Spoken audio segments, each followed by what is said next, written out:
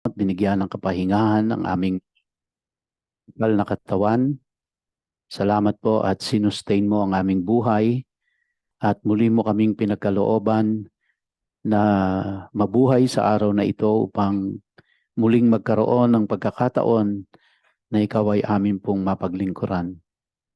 Salamat po Diyos na kami ay hinirang mo upang maging mga anak mo at kami ay binigyan mo ng pribilehiyo na sa iyo ay maglingkod. Salamat sa kalakasan, salamat sa karunungan at sa kakayahan na ipinagkakaloob mo sa amin upang kami ay makapagpatuloy sa aming buhay at makapagpatuloy kami sa paglilingkod sa iyo, O Diyos. Maraming pong salamat. At sa umagang ito, muli ay amin pong hinihiling na bigyan mo kami ng karunungan upang maintindihan namin ang iyong mga salita. Buksan mo ang aming mga puso upang ito ay aming maisabuhay. At maraming salamat, O Diyos, sa iyong walang sawang paggabay sa amin sa bawat araw ng aming buhay. Tulungan mo po ang iyong lingkod na maghahatid ng iyong mga salita at nawa po ang bawat isa sa amin, ang lahat ng mga tagapakinig, maging yung mga nasa kanilang tahanan, ay bigyan mo po ng kaunawaan sa mga salita mo. Salamat po, Diyos, sa kalakasang pisikal at sa kalakasang espiritual. Sa iyo po ang papuri, sa iyo ang pasasalamat at pagdakila sa pangalan ni Yeshua. Ito po ang aming sama-samang panalangin. Amen and amen. So this morning po, ang ating tatalakayin ay Exodus chapter 23. Bakit wala pa sa ating screen? At ngayon po ay nasa ikalawang bahagi tayo nung chapter 23. At re-reviewin lang ho natin yung nakaraan natin, no? Pero bago po yan,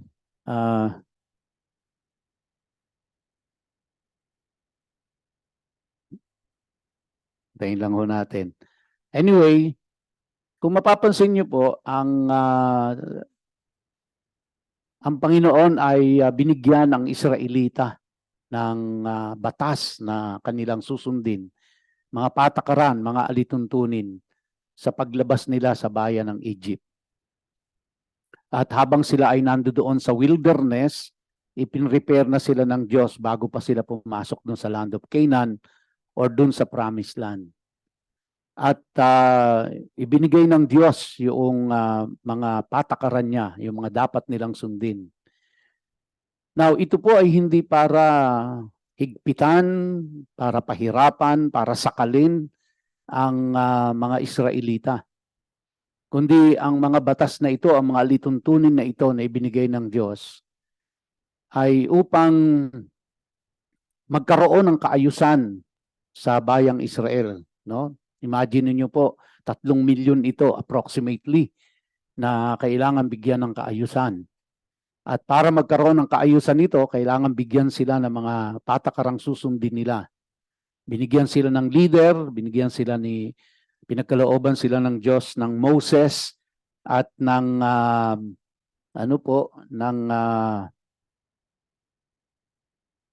pinagkalooban sila ng Aaron para sila po ay pangunahan at binigyan sila ng mga patakaran. Ito po ay kapahayagan ng pagmamahal ng Diyos sa kanila. No, hindi po ito para higpitan, para sakalin, para sila ay pahirapan, kundi ito po ay expression of God's love sa bayang Israel. At ang sino man na susunod dito ay meron pong pangako ang Diyos, may kaakibat na pagpapala. Pero ang sino mang susuway dito ay meron ding kaakibat na kaparusahan. Now, ang covenant ng Diyos kay Moses ay conditional. Ang covenant ng Diyos kay Noah ay unconditional. So ito po ay unilateral.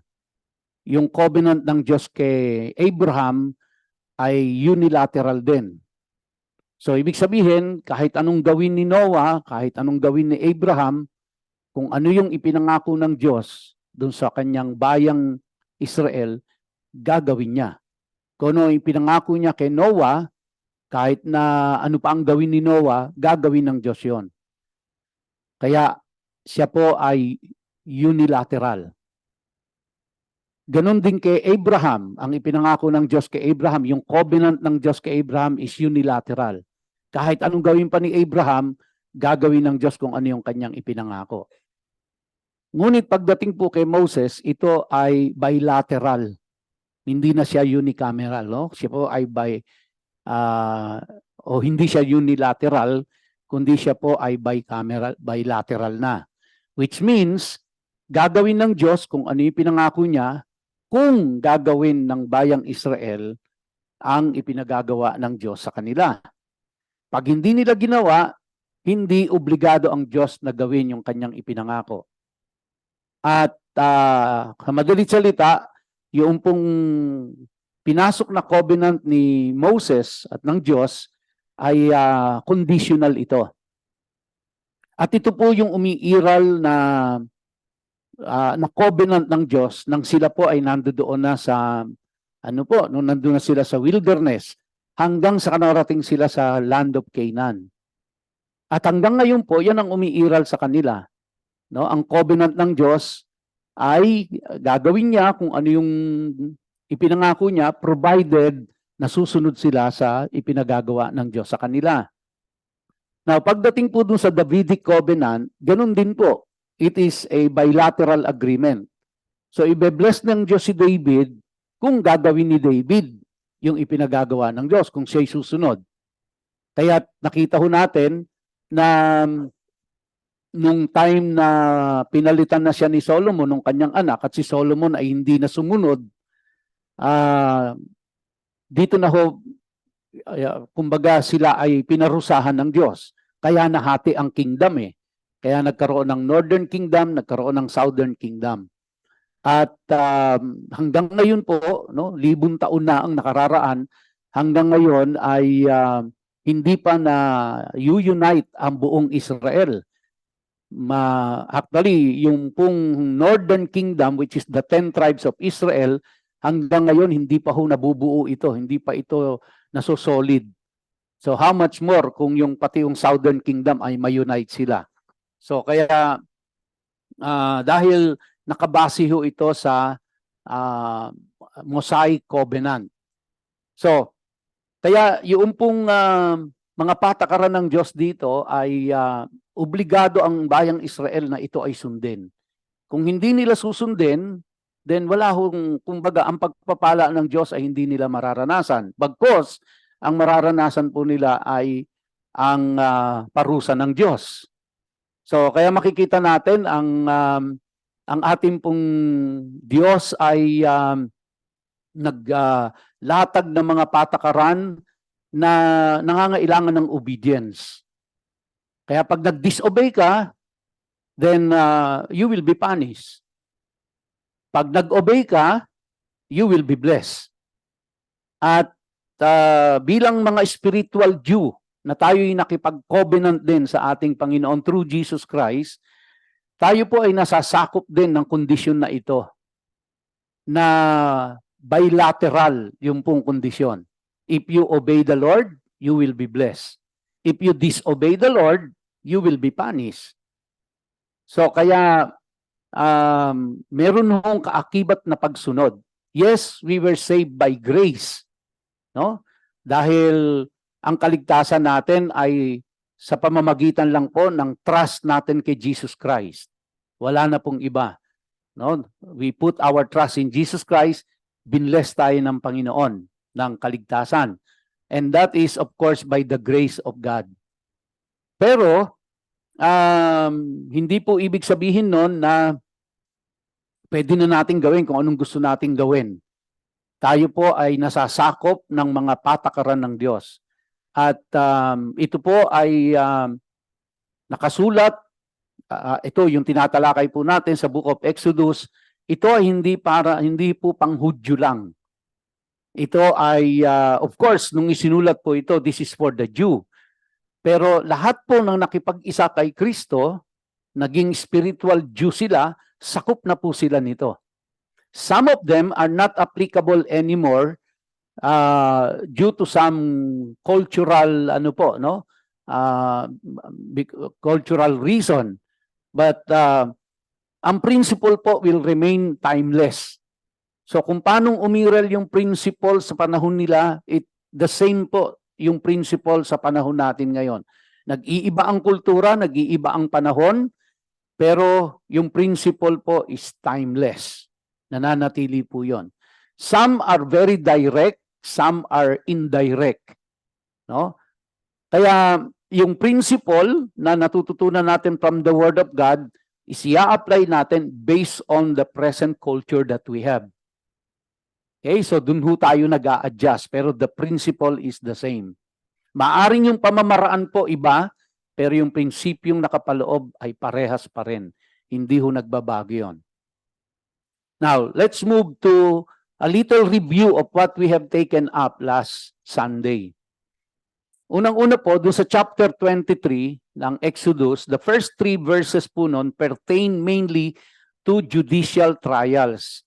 So nakita po natin dito sa chapter 23 kung ano ang itinakdang pamantayan, alituntunin, patakaran ng Diyos, yung pakikipag-ugnayan mo sa kapwa mo tao. So human-to-human relationship.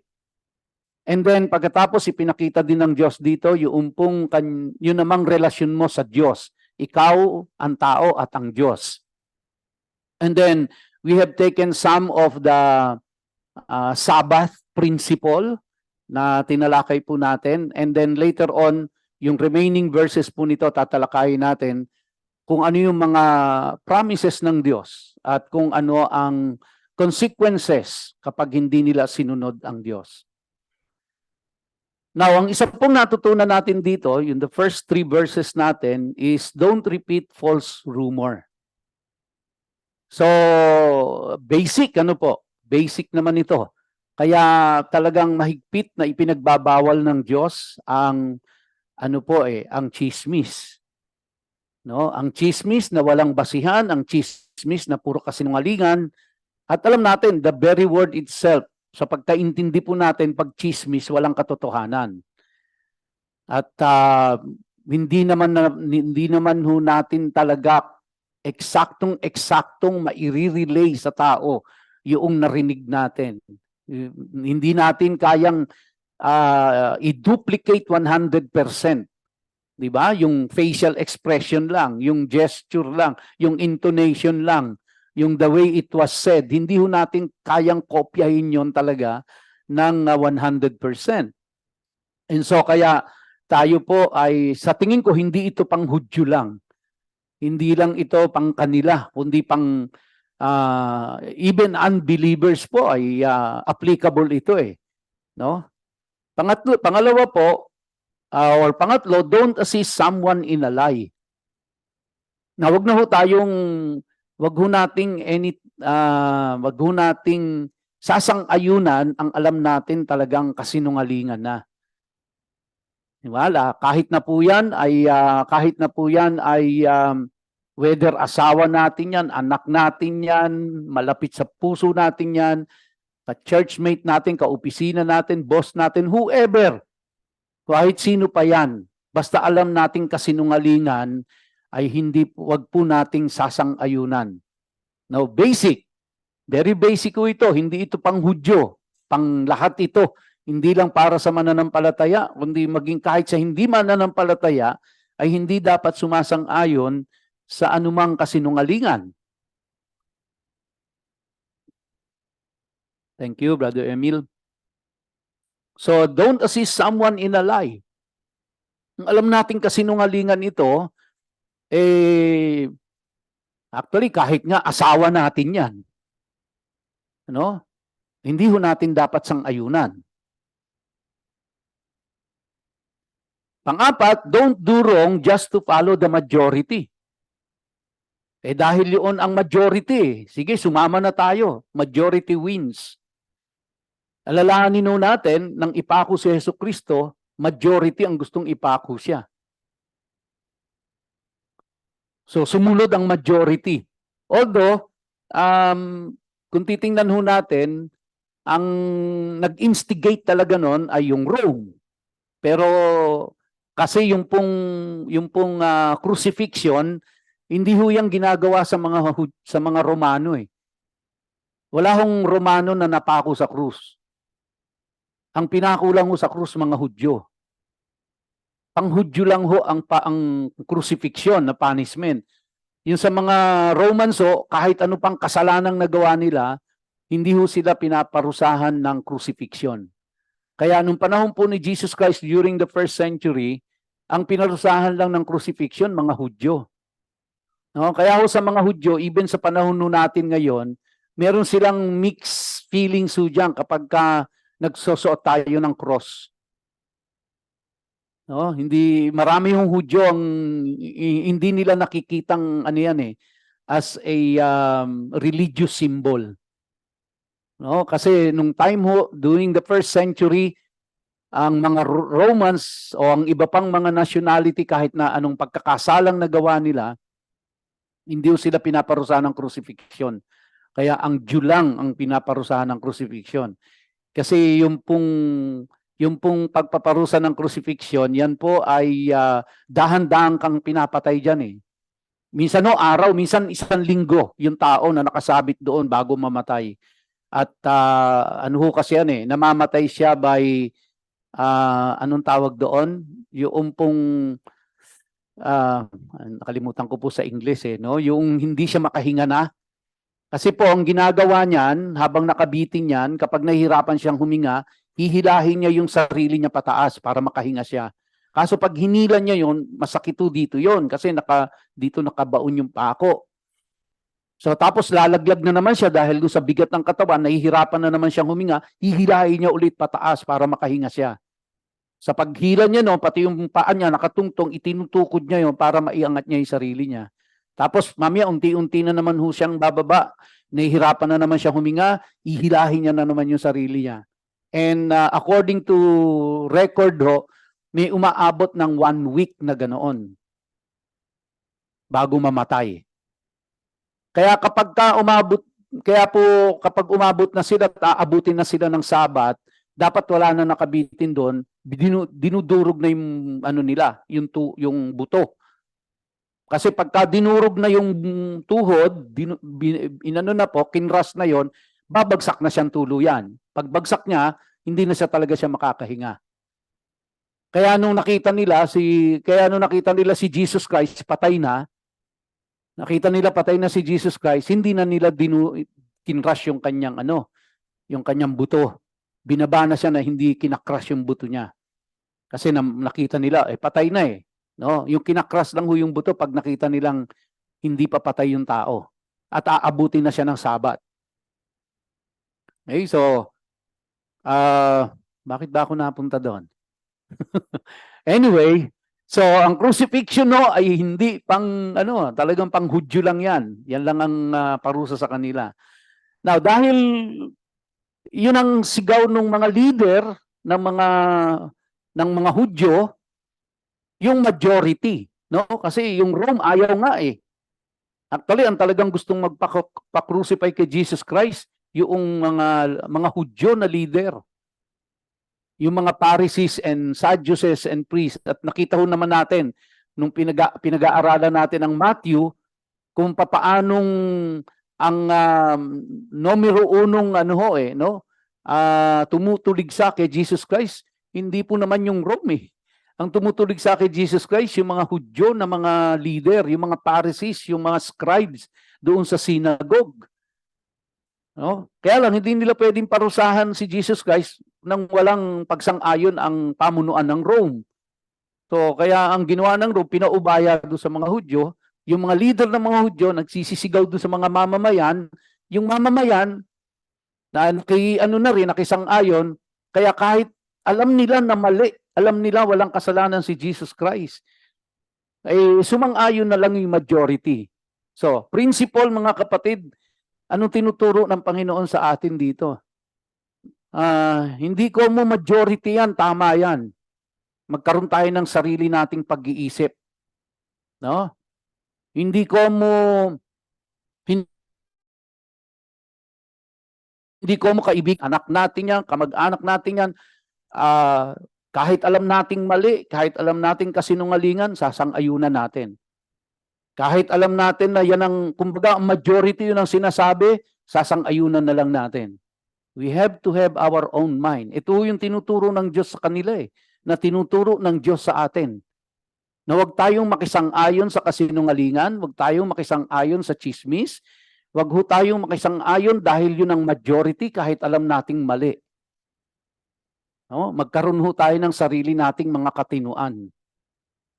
Sabi diyan, don't do wrong just to follow the majority. Kasi ikaw lang naiiba, hindi sama na lang ako. No? Baka i-ano ako baka i-ostracize ako sama na lang ako. I can still remember po, many years ago, nagkaroon ng malaking strike sa Philippine Airlines pa noon And during that time, ako po yung shop steward, tawag namin doon shop steward ng aming division. Which means, ako ay panig sa union at ako yung pinaka-representative ng buong division namin. Nung nag-strike, inaasahan nila I will take the lead para magmarcha sa labas at mag-strike dun sa labas, humarang sa kalye at sumigaw ng mga karapatan. Nabaliktad do akong naiwan sa loob, lahat sila lumabas. No? Naiwan ho ako sa loob, ayokong mag-strike, ayokong lumabas. And dahil ho doon na-ostracize ako, nung nagbalikan, tawag nila sa akin iskirol. Kung ano-anong masasamang salita ang sinusulat nila doon sa table ko. Darating ako doon, makikita ko may mga nakasulat na hindi maganda.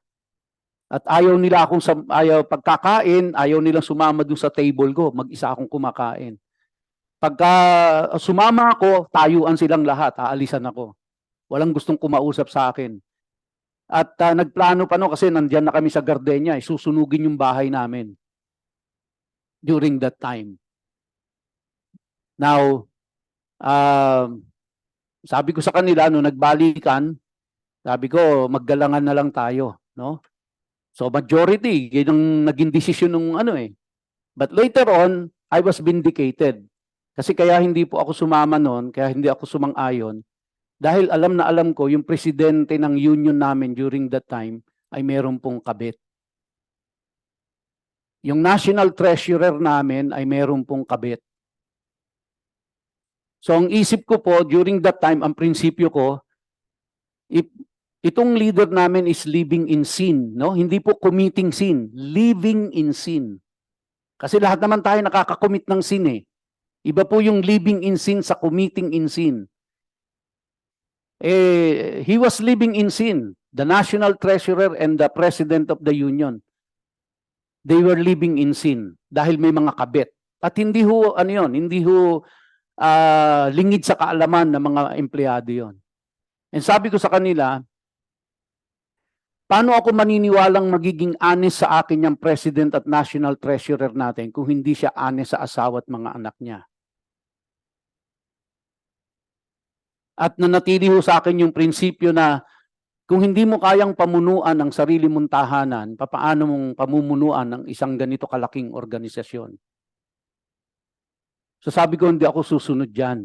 Dahil alam kong walang wisdom ang mga desisyon niyan.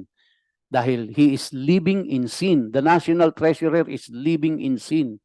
And the president of the union is living in sin. So saan ako dadalhin yan? Dadalhin lang ako sa kapahamakan yan. Dahil niloloko niya ang asawa niya, wala akong kasiguraduhan na hindi niya ako lolokohin, na hindi niya nga ako kaano-ano. Pero na-ostracize ako doon. Matindi yung pinagdaanan ko doon.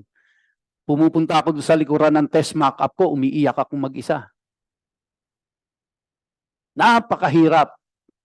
Walang gustong kumausap siya, walang gustong sumalo sa pagkain. Pag nagbibihis ka sa locker room, walang gustong sumabay. No? Pag dumating ka, labasan silang lahat. Pati mga kumpari ko, pati mga born-again Christian na mga kasamahan ko doon. Pero later on, nabindicate ako. Pero months, bago lumabas ang bago lumabas sa media, sa TV, na yung asawa ng president namin, dinimanda yung asawa niya. And then natuklasan nila later on na binayaran na pala siya. At during the strike, na nandun lahat sila sa kalye at nagtitiis sa init ng araw, nandoon yung presidente naka-check-in sa hotel.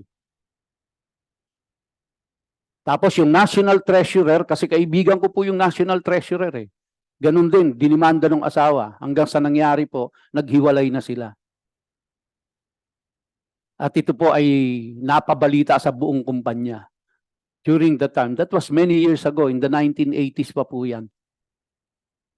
So I was vindicated.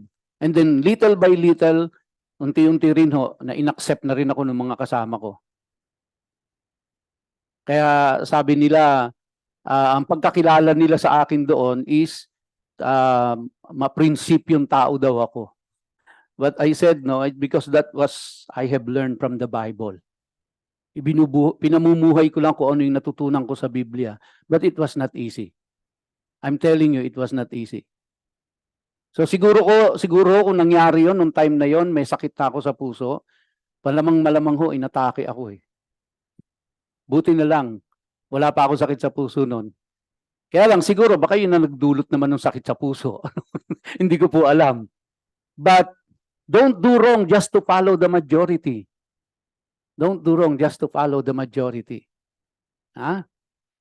Ano pa po? Don't favor the rich over the poor or vice versa. Wag mo nating papanigan ang isang tao dahil mayaman. No? Dahil mayaman. Wag mo nating papanigan dahil mahirap. Hindi ko mo mahirap, dapat panigan natin. O hindi ko mo mayaman, dapat panigan natin.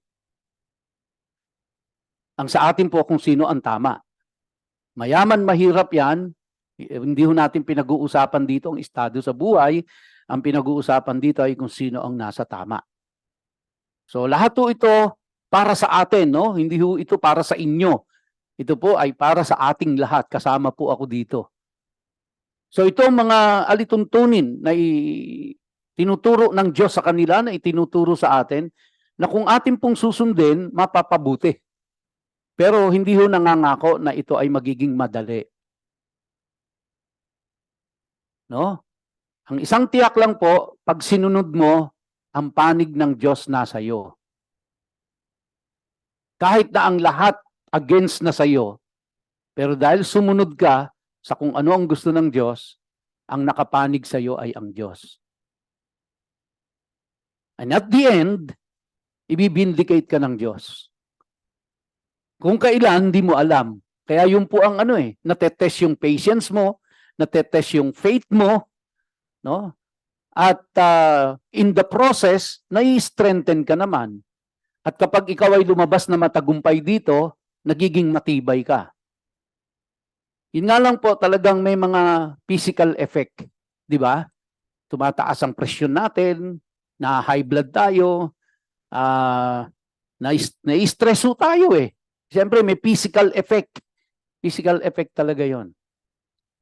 Ano man pong gawin natin na wag tayong may stress talaga tayo eh. Di ba? Paglabas mo pa lang sa bahay, traffic ka na, stress na katakot-takot na abutin mo eh. Ay, yan na ho talaga ang realidad ng buhay natin. No? Now, isa pa hong natalakay natin is yung Sabbath. At lagi natin pinag-uusapan ito. And ito po is a day of physical rest. Ang Diyos nagpahinga not because siya'y napagod. Ang Diyos on the seventh day nagpahinga dahil tapos na ang kanyang pagkikreate. Kumbaga, completed na. Wala na siyang ikikreate. Tapos ng lahat. Kaya ho siya nagpahinga, hindi dahil pagod. But, ito pong Sabbath ay nagbibigay din sa atin ng physical rest. Kaya, bigyan natin ng pahinga ang katawan natin. Hindi po mula Lunes hanggang Linggo, kayod tayo, wala nang pahinga. Hindi natin binibigyan ng pahinga ang katawan. Kailangan nung bigyan natin ng pahinga yan. Mag-relax tayo, magpahinga tayo. Okay? Now, at kailangan nung i-observe natin ang Sabbath. No, yung observance ng holiday as defined by God. But bakit po as defined by God? Kasi may mga tao po na ang definition nila ng Sabbath ay ang Sabbath sa akin Lunes eh. Yung iba ang Sabbath sa akin ay Martes, ang Sabbath sa akin ay Biyernes. So, kasi yun ang aking physical rest. Well, pwede naman po, 'di ba? Na ang maging rest natin Monday, ang maging rest natin Friday for physical purposes. Makakapili naman ho tayo kung anong gusto nating day off. Mapalad do yung mga empleyado na ibinigay sa kanila Sabado, Linggo or 2 days yung kanilang day off, no? Pero sa batas ho kasi natin, 1 day lang talaga. Sa ating labor law, 1 day lang talaga ang rest, ang day off. Yung pong 2 araw, binabargain ng union yan eh, ng mga kumpanya. Pero by law, 1 day lang talaga. Now, pwede ho natin piliin yon kung anong gusto nating araw ng rest natin. Pero ang hindi natin mapipili ay yung holiday natin. Which is, ang pumili po niyan, ang nag-define niyan ay ang Diyos. At yan po ay Sabado. Yan po ay Sabado. Okay? Yung ika-7th day. Kasi ang first day, nag-i-start ng Sunday. Sunday ho talaga ang first day. Okay? Actually, sa mga Hudyo nga, nag-uumpisa ang araw sa paglubog ng araw eh. Doon nag-uumpisa ang panibagong araw. Sa atin, sa pagsikat eh. Di ba? Nag-uumpisa ang ating panibagong araw. Now, all things benefit from a physical rest. Whether atheist ka, whether ano pang relihiyon mo, lahat naman nagbe-benefit doon. Doon sa, doon sa physical rest. One can rest on any day as a day of rest and benefit. Ito po yung ina-explain ko kanina. But resting on any day one chooses does not bring, take note, does not bring the spiritual benefit because only 1 day per week is holy, which is the 7th, which is the Shabbat or Sabbath. So you can choose Monday ang day off mo, Friday day off mo for physical rest. Pero wala pong spiritual benefit yon. Alright? So, kumbaga po, dinesisyonan mo, Monday ang aking Sabbath, ang aking rest day. Okay, you get the physical benefit kasi nakapagpahinga katawan mo. But you don't get the spiritual benefit. Because the only day na merong spiritual benefit at physical benefit, kung siya ay gagawin mong rest day mo, ay yung Sabbath lang ho. Yung 7th day, yung pong Sabado. Dahil yun lang ang dinefine ng Diyos na Sabbath. So kaya kapag pinili mo Sabado ang aking physical rest, ang aking Sabbath, then you benefit sa physical noong pagpapahinga na yun, and at the same time, you benefit yung spiritual na benefit doon pag Sabado. Now again, hindi ko po sinasabi sa inyo, pag-uwi nyo mamaya, lahat kayo magpalit ng day off sa trabaho ninyo at well, it will take time. Alam ho natin yan, naiintindihan na natin yan. No? Hindi ganun kadali. Hindi ganun kadali. But let us continue to pray. Let us continue to desire in our hearts na ang Sabado ay talagang maging rest day natin. Sa mga nag-retire, wala na hong problema. Di ba? Wala nang aawat sa inyo.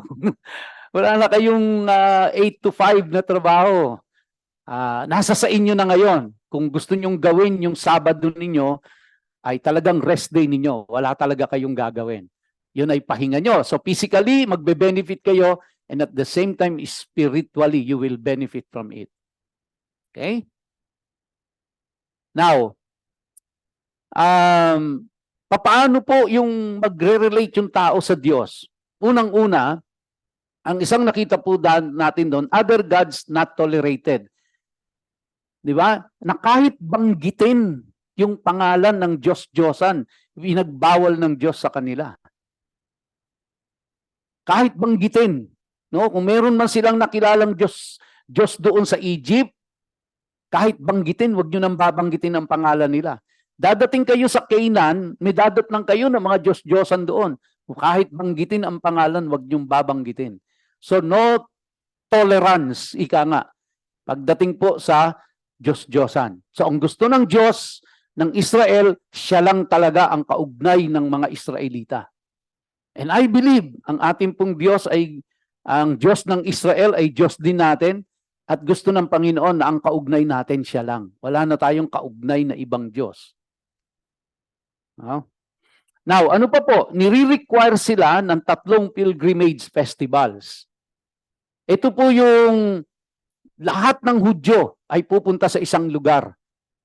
Nung time nila, nasa wilderness sila, nandoon lang naman kasi meron silang tabernacle sa gitna. At doon lahat. Kaya po inarrange sila eh. Pag-aaralan natin yan, by the way.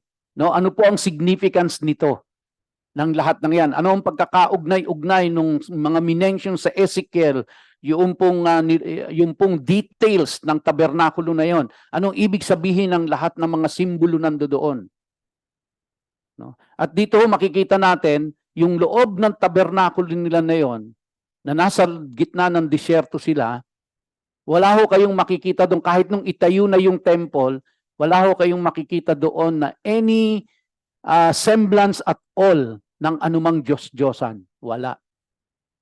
At yung pong physical na tabernakulo, kaya maganda hong pag-aralan yan. Kasi yung physical na tabernakulo nila at physical na templo nila, yan po ang representation na kung ano ang tirahan ng Diyos sa langit. Binigyan sila ng picture tungkol doon sa tabernakulo na yon at sa templo. Kaya maganda hong pag-aralan kung ano lahat yung mga nandoon sa loob ng ano na yon, ng templo na yon. Tatalakayin natin yan. Okay? So, kaya yung 3 pilgrimage na yun, ibig sabihin, kaya pilgrimage, obligado silang lahat pumunta doon. Yung Feast of Matzah, yung Feast of Shavuot, o called in Greek, the Feast of Pentecost. Kaya kung natatandaan nyo, di ba? Yung the day of Pentecost, nung nagkaroon ng baptism of the Holy Spirit, bakit sila magkakasama? Galing sila kung saan-saan lugar. Dahil po, panahon yun ng Feast of Shavuot, no? Feast of Pentecost. By the way, mga kapatid, si Jesus Christ po, lahat ng feast na ito, inobserve niya. 3 pa lang po ito, pero 7 lahat yan. Lahat yan inobserve ni Jesus Christ. Kaya nga sabi, di ba, kung followers tayo ni Jesus Christ, bakit hindi tayo nag-o-observe ng mga inobserve na feast ni Jesus Christ? Samantalang si Jesus Christ nung nandito, inobserve niyang lahat yan. At sinunod niya ang Torah. At itinuro niya ang Torah. Kung hindi man verbatim na tinuro ni Jesus Christ yan, itinuro niya yan in principle.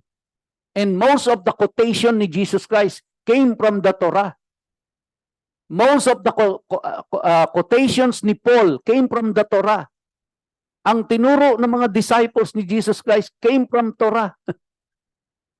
At si Jesus Christ po mismo, inobserve niyang lahat ito. Ginawa ni Jesus Christ ito.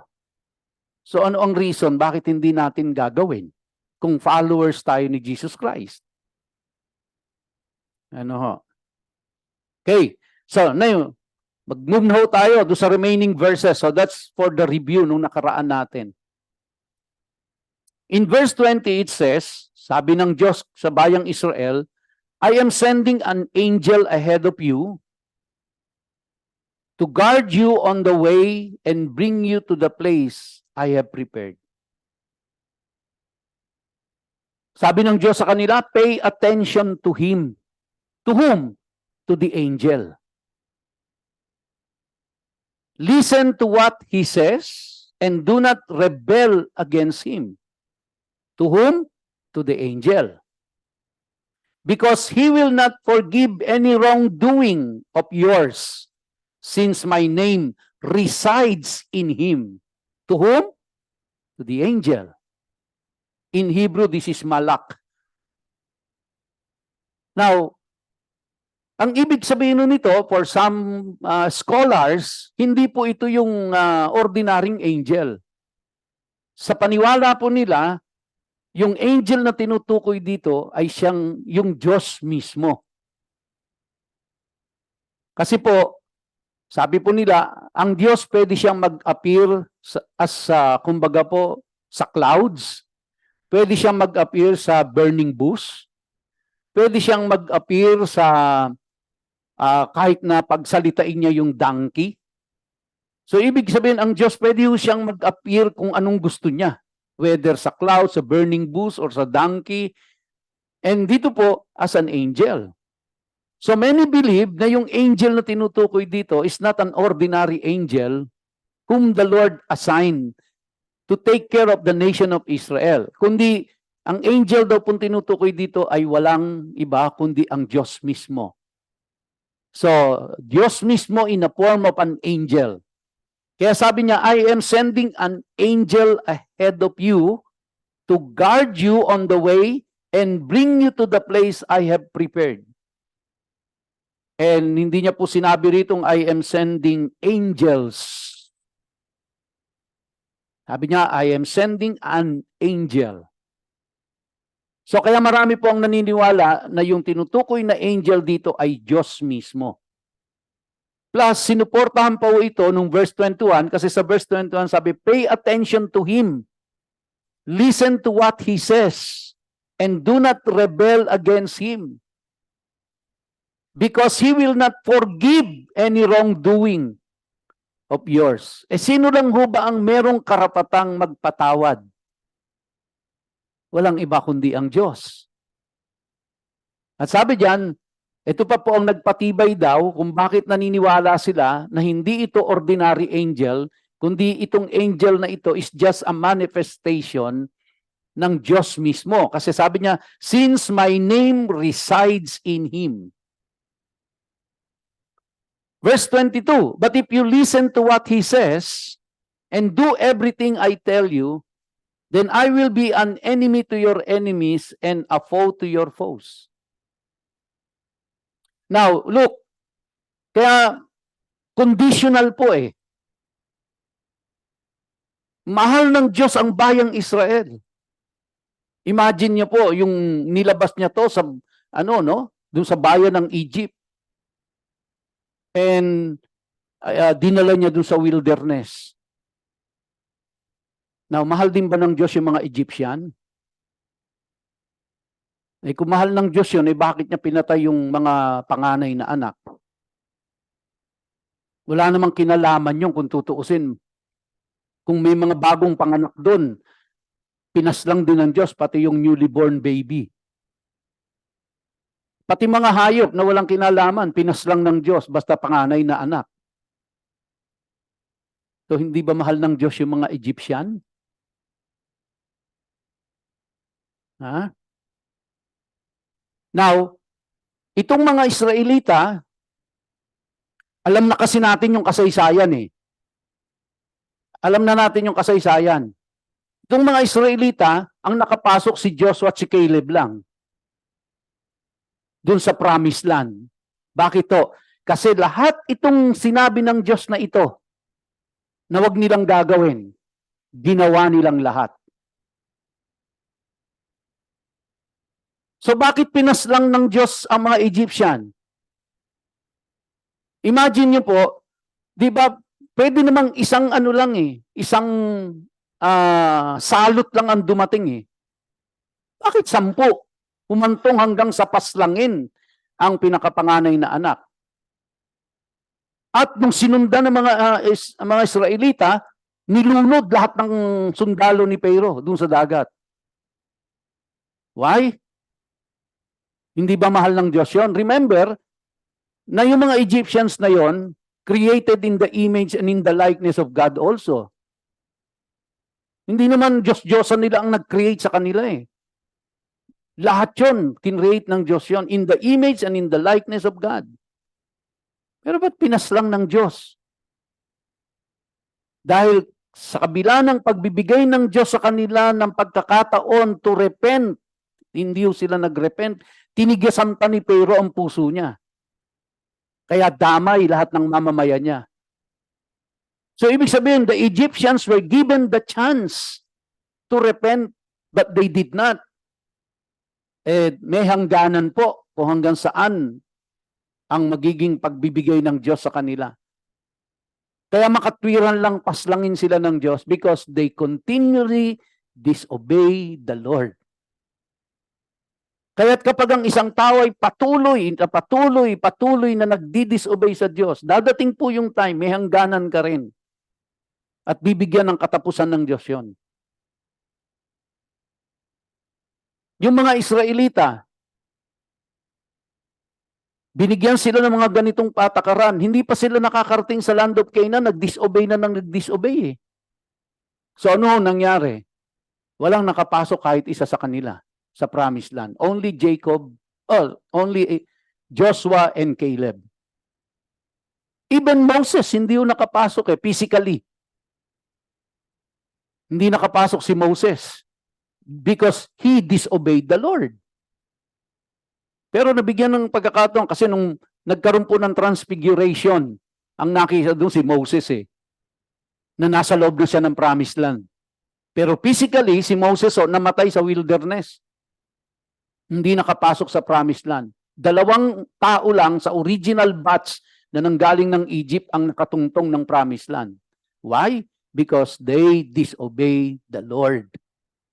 Kung iisipin natin, patakaran ito simple Di ba? Huwag kang makisang-ayon sa maling majority. Huwag kang magsinungaling. Huwag kang magbigay ng favor sa mayaman o kaya huwag kang magbigay ng favor sa mahirap. Huwag kang makinig sa chismis. Kung tutusin to, napakasimple.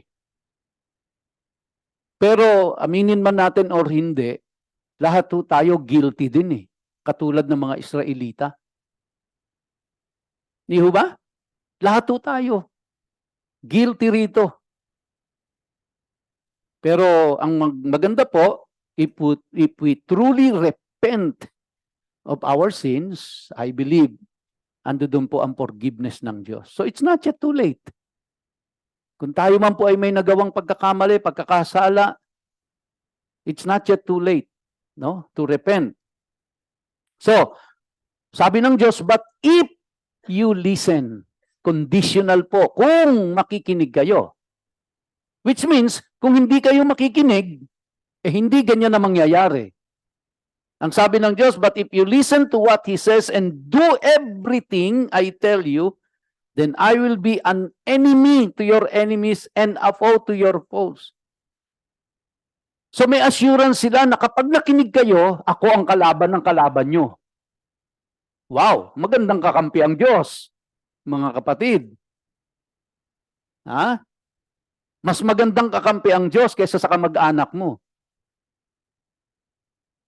Tama ba ako doon?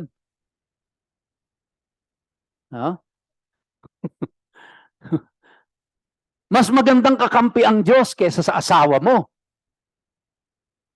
Lakas ng amen doon Parang may hugot. Totoo naman yun. Totoo po yan. Mas magandang kakampi ang Diyos kaysa sa kapatid mo, kaysa sa asawa mo, kaysa sa anak mo, kaysa sa boss mo, kaysa sa business partner mo, kaysa sa church leader, kaysa sa pastor mo. Lakas din ng amen dun. Totoo po yun. Pero kakampihan ka lang ng Diyos if yun po yung yun ang sikreto sabi, if you listen to what He says and do everything, which means hindi ka lang makikinig, susunod ka. Kaya kung susundin ho natin itong patakaran na ibinigay ng Diyos na ito, huwag tayong sasamba sa Diyos-Diyosan, di ba? Huwag tayong makikisang-ayon sa kasinungalingan, huwag tayong sasama sa majority kahit mali. Kung susundin ho natin ito, at siya lang talaga ang Diyos natin at wala na ho tayong ibang Diyos, ang kaaway mo, kaaway niya. Ibig sabihin, kakampi ka ng Diyos. Kakampi mo ang Diyos. At ang ibig sabihin po nito, ang Diyos ang makikipaglaban para sa'yo. Hindi ikaw. May stress ka lang. kasama sa buhay yun May stress ka, siyempre. Ikaw yung physical na nandun eh. Ikaw yung humaharap eh. Ikaw yung kausap eh. Ikaw yung nasa subject sa ganun. Kaya talagang may mental anguish, mayroong physical stress naman na mararamdaman ka. Pero at the end of the day, lalabas kang ikaw ang nagtagumpay dahil ang nakipaglaban sa iyo ay ang Diyos.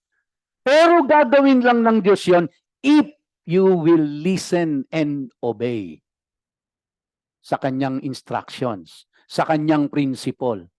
Kaya kung ikaw ay sumasalungat sa prinsipyo ng Diyos, huwag mong asahang kakampihan ka.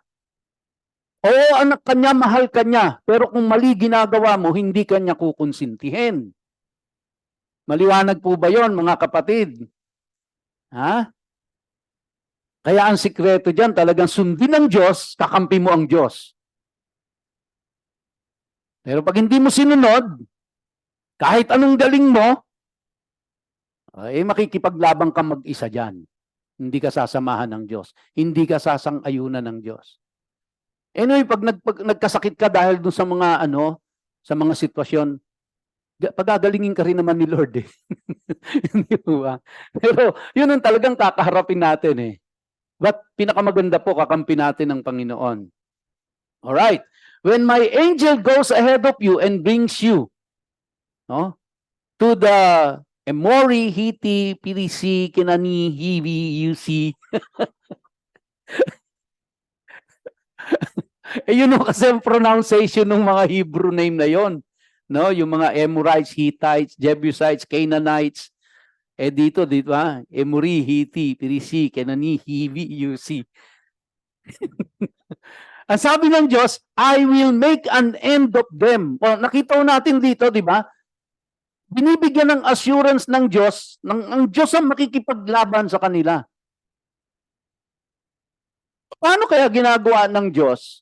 Paano ang Diyos ang nakikipaglaban? It's either by nature or minsan kino-confuse ng Diyos yung mga kaaway ng mga Israelita. Na sila ang nag-aaway later on. Di ba? Na sila yung nagbabakbakan kasi kino-confuse na ng Diyos. Okay? And then sabi ng Panginoon sa kanila, you are not to worship their gods. Never ever do that.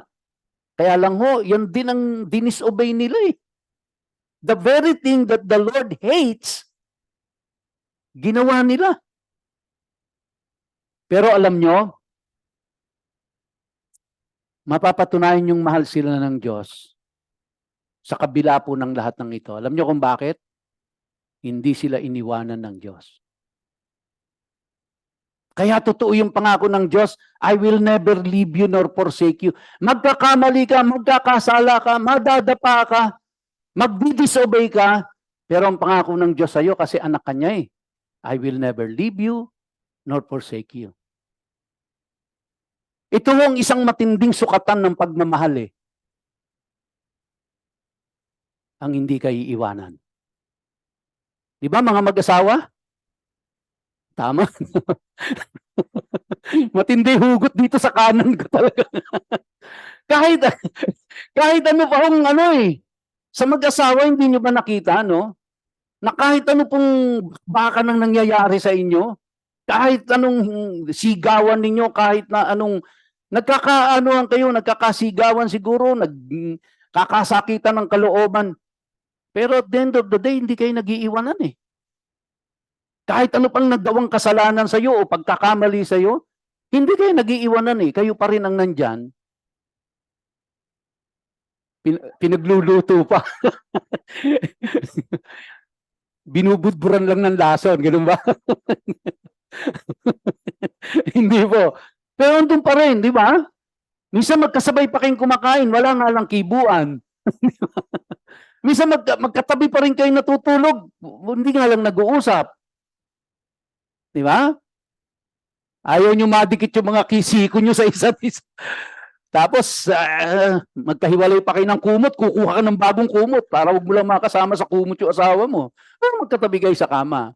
But at the end of the day, kayo pa rin na magkasama. Why? Because you really love each other. Ito po yung ng Panginoon eh, hindi kayo iiwanan. Ano pa man. No, yun po ang maganda sa Panginoon natin. Lahat naman tayo nadadapa, nagkakamali, nagkakasala, di ba? Sumusuway sa kalooban niya. O, di tatanggapin natin kung ano yung karampatang pakaparusahan nun. Pero, ang maganda po doon, hindi tayo iiwanan ng Diyos. Pinangako na ng Diyos yan Hindi niya tayo iiwanan. No? Hindi niya tayo iiwanan. At ang kaaway natin, kaaway ng Diyos natin. Kung nasa tama tayo. Kung sumusunod tayo sa sinasabi ng Diyos. Kung ipinamumuhay natin ang prinsipyo ng Diyos. Dahil ang Diyos natin hindi konsintador. Konsintidor. Hindi ho siya konsintidor. Hindi ho siya magto-tolerate ng mali. Ha? Sabi rito, you are not to worship their gods, serve them, or follow their practices. Rather, you are to demolish them completely and smash their standing stones to pieces. Hindi ginawa ng mga Israelita yan. Kabilin-bilinan na ng Diyos. Sinuway nila. Hindi sila sumunod. You are to serve Adonai your God, and He will bless your food and water. The basic need. Bakit to food and water? Nasa wilderness ka Hindi mo kailangan ng doon, ng SM. Hindi mo kailangan ng magandang sapatos doon. Hindi mo kailangan ng signature na damit doon. Ang kailangan mo, food and water. Basic, magsusurvive ka. Meaning, if we listen to the Lord, hindi mawawala po yung basic needs natin. Ipoprovide ng Diyos yan. The shelter, the food, the clothing. Ipoprovide ng Diyos yan. Conditional to mga kapatid, conditional lahat ito. Nasa Mosaic Covenant tayo, which is bilateral ang agreement dito. Right? You are to serve Adonai your God. How many of you here are not serving the Lord? Well, I challenge you, start serving the Lord. This is the call of God. Baka wala pa tayong ginagawa para sa paglilingkod sa Diyos. Alam nyo ang talent ninyo. Alam nyo ang gift ninyo. Alam nyo ang kakayahan ninyo. Alam nyo ang oras ninyo. Alam nyo ang priority ninyo.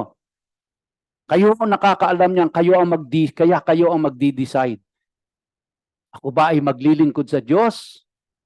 Or ako ay a-attend lang ng a-attend at hindi ako magsaserve kay Lord?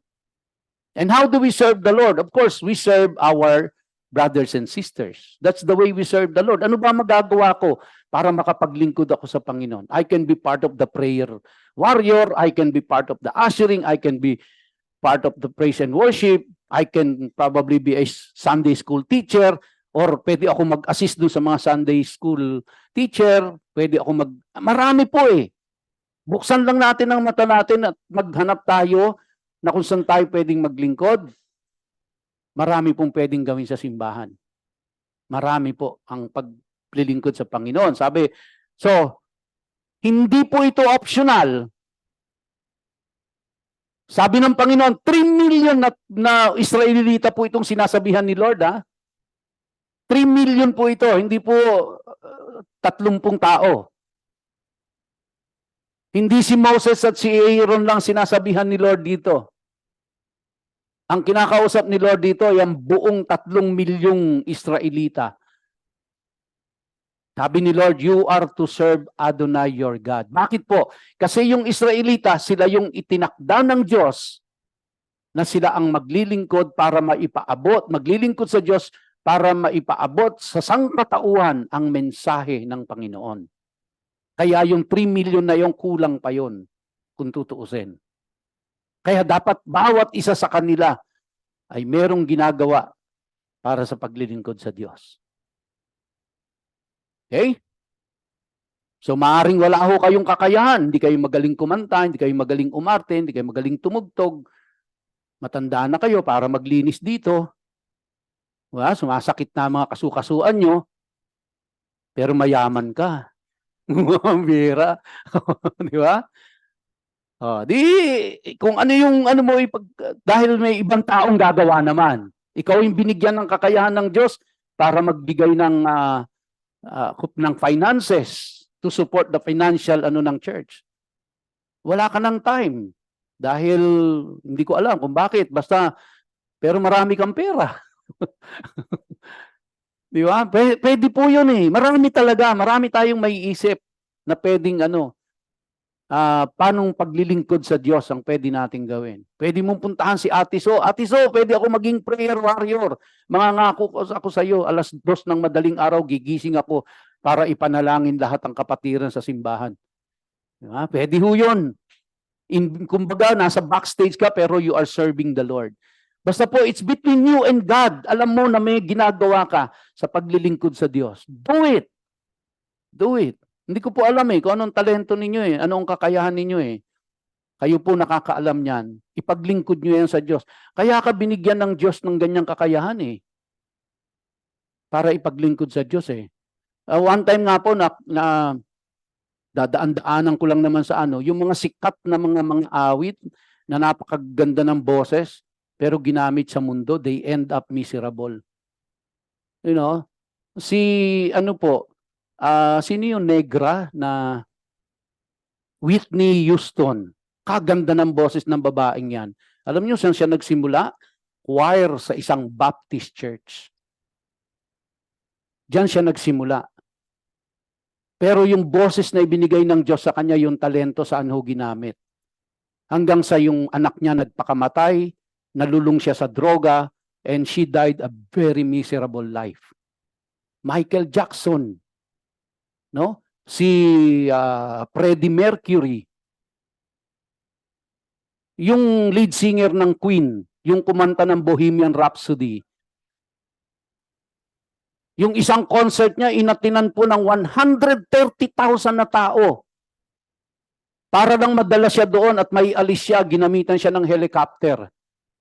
Pero he died because of AIDS.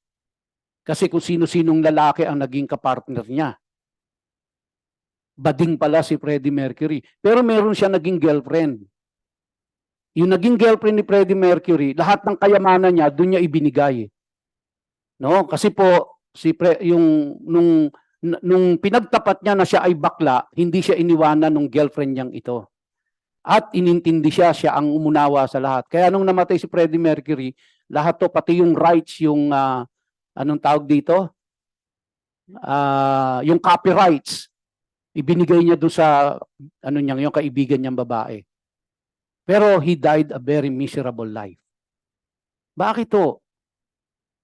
Yung talento nila, yung galing nila, ginamit sa mundo, hindi sa Diyos. Elvis Presley, saan nagsimula? Elvis Presley namatay ng miserable din. Kasamahan ni Jimmy Swaggart yan. Dalawa silang nagsabay ni Jimmy Swaggart. Si Elvis Presley, pinili niya, pumunta siya na umawit siya sa mundo. Si Jimmy Swaggart, pinili niya, umawit siya para sa Diyos. Yun nga lang, nahulog din sa kasalanan si Jimmy Swaggart, but at the end of the day, I believe si Jimmy Swaggart po is still, siya ay mananampalataya pa rin ng Diyos. Pero si Elvis Presley, wala ho. Ang ganda ng boses, ang ganda ng lalaki, anong nangyari? Siguro naman mo, hindi naman kayo mapaparis kay Freddie Mercury, hindi naman kayo mapaparis kay Elvis Presley, kay Michael Jackson, kay Whitney Houston, pero may kakayahan kayo na ibinigay ang Diyos na pwede niyong gamitin para po ang gawain ng Diyos ay lumago, ang gawain ng Diyos ay sumulong. At kaya ibinigay ng Diyos sa iyan para gamitin sa paglilingkod sa Kanya. Kaya wag mong sayangin, kapatid, kaibigan. Yun po ang paniwagan sa atin. You are to serve Adonai your God, and He will bless your food and water. I will take sickness away from among you. What a promise. Imagine nyo, kasi nasa wilderness sila Pag nagkasakit ka doon, wala pong ospital. Kaya dapat wala magkakasakit, walang ospital. No? Sabi ng Diyos, in your land, your women will not miscarry or be barren. Hindi magkakaroon ng lahat manganganak ng normal. Bakit to pinangako ng Diyos to? Ano po ang significance nito? Kasi kailangan dumami sila kung nagkakaroon ng miscarriage, nagkakaroon po ng paano sila dadami? At Sabi dito, walang magiging baog sa inyo. Wow, imagine, kung halimbawa po 3 million yun, kalahati 1.5 babae, 1.5 lahat fertile. At kaya ng Diyos ito kasi si Abraham mo tsaka si Sarah 75 years old na Alam nyo, lahat tayo nakafocus doon na na si Sarah ay matanda na, baog pa, lampas na siya doon sa edad ng pagbubuntis, kaya naghimala ang Diyos sa kanya. Hindi ho natin napapansin, naghimala rin kay Abraham. Okay na ho mag-isip.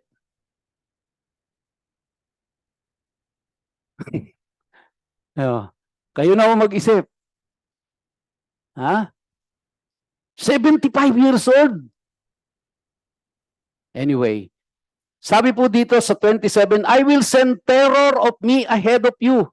Ito yung sinasabi ko kanina, throwing into confusion all the people to whom you come. Ganun sila ipaglalaban ng Diyos. And I will make all your enemies turn their backs on you.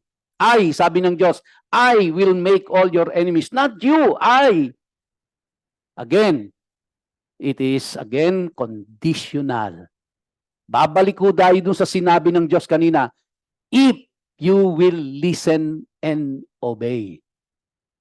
I will do this. I am committed to do this, but you have to listen and obey. And sabi niya, I will send hornets ahead of you to drive out the Hivi, Canaanite, and Hittite from before you. Magpapadala ng hornets. Ida-drive ng Diyos. Ano to ito? Mga hayop na imagine niyo, uutusan ng Diyos pati mga kulisap. Uutusan ng Diyos lahat yan. Hindi kayo, ako ang makikipagbakbakan laban sa kanyo. I will not drive them out from before you in 1 year. Ito pa ho maganda. Tatapusin ko na ho dito. I know I'm over. But tatapusin ko na ho. I will not drive them out from before you in 1 year. Yung mga Canaanites na dadatnan nila, yung mga Hivites, yung mga Hivi, Yudi, hindi ngayon ida-drive out basta-basta. Bakit to? Sabi niya, which would cause the land to become desolate and the wild animals too many for you. Kasi pwede naman tapusin lahat ng Diyos yun Lahat ng mga Hivi, Kenini, Gibi doon, pwede naman pong isang lang, ubus lahat yon. Kaya lang, yung mga Israelita pagdating, hindi nila alam kung ano gagawin nila. Kaya mangyayari po doon, lulusubin lang sila ng mga wild animals, hindi nila alam paano i-handle sa madalit salita. So sabi ng Diyos, 1 year. Di ba? Napakaganda ng plano ng Diyos. Pagkakaya nyo na, sabi doon, I will drive them out from before you gradually until you have grown in number and can take possession of the land. Napakaganda ng plano ng Diyos sa kanila. Hindi biglaan. Tsaka ko ida-drive out yan unti-unti. Para pagkaya nyo na, i-manage yan, kayo na. Again, ang kondisyon, if you will listen and obey. Ang masaklap po, mga kapatid, dahil alam na natin ang kwento, hindi po nangyari yon. No? Lastly, huling 3 verses na lang po, I will set your boundaries from the sea of Suf to the sea of Philistine and from the desert to the Euphrates River, for I will hand the inhabitants of the land over to you, and you will drive them out from before you. You are not to make a covenant with them or with their gods. Binayolate nila yan. Pagdating nila doon, nakipag-covenant. Sinamba pa nila ang Diyos-Diyosan ng mga dinatnan nila doon. Sabi diyan, they are not to live in your land, otherwise they will make you sin against me by ensnaring you to serve their gods. Sinabi na ng Diyos hindi nakinig. Ginawa pa nila kung anong ayaw ng Diyos. So ano ang nangyari? Imbis na pagpapala ang dumating, kaparusahan ang dumating sa kanila. But still, because God loves the nation of Israel, hindi niya iniiwanan. Hanggang ngayon, hindi iniiwanan ng Diyos ang bayang Israel. Kaya lang, hanggang ngayon, nagsasuffer silang lahat. Dahil sa kanilang disobedience. Ganon din sa atin. Hindi kayo iwanan ng Diyos, anak kanya. Tinubos ka ng dugo ni Jesus. Pero, with your continuous disobedience, instead of blessing upon blessing, ano ang mangyayari sa inyo? O mangyayari sa atin if we disobey the Lord? Imbis na blessing, we will suffer the consequences. Gusto ba natin yon? Na nabubuhay tayong hirap na hirap tayo sa buhay?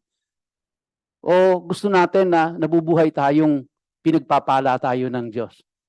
Kung yung, alam ko lahat tayo yun ang gusto natin. Pero ang sabi ng Diyos, you listen and you obey. Tayo po tayong lahat, mga kapatid. Tayo po ay aawit and then we will close in prayer.